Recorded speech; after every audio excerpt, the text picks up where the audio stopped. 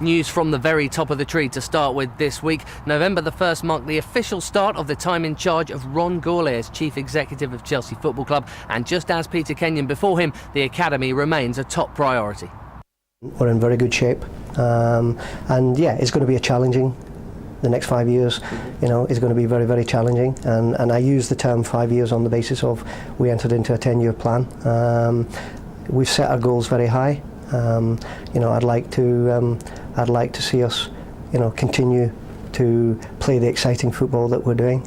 I know that's very close to the owner's heart. That's important. We've got to win things. I think, the academy, we've got to keep identifying the young homegrown players and nurture them at our academy. That's key.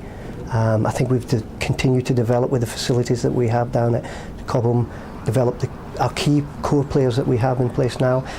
And the final piece for me is definitely the fan engagement. I think they are the lifeblood of the football club, and I'm really keen to take that on to the next level.